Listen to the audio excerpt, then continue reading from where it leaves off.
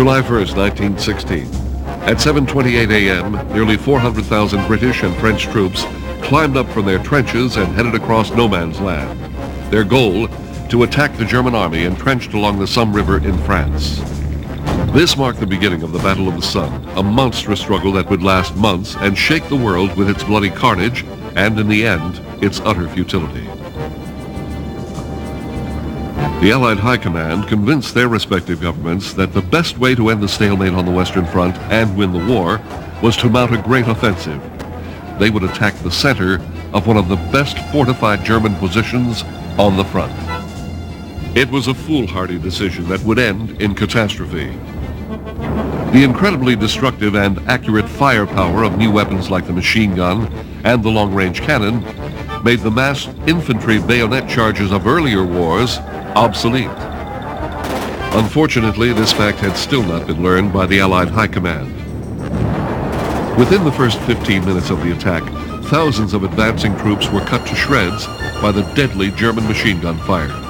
By the end of the first day, British casualties alone reached 60,000. Over 19,000 lay dead or mortally wounded. The fighting raged on for months. On September 15th, the British launched a general attack on a 10-mile front and used tanks on the battlefield for the first time. Although there were too few tanks to make much of a difference, their potential was noted.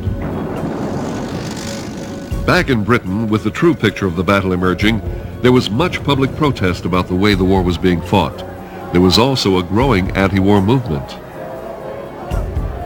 On a political level, one direct result of the disastrous Somme campaign was a change in the leadership of the coalition government.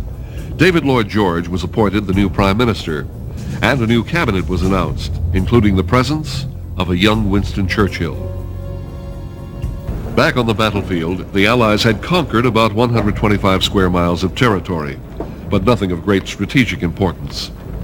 On November 18th, the Battle of the Somme ended, with British losses at a staggering 400,000 men. The French lost almost 200,000. Though German casualties were nearly as high, it did not lessen the pain and sense of loss felt in England and France. When the Allies set out on July 1st, 1916, they had intended to win the Battle of the Somme and the war. But the battle only showed how difficult this was going to be. The bloody destruction and horror of World War I continued for another 2 years.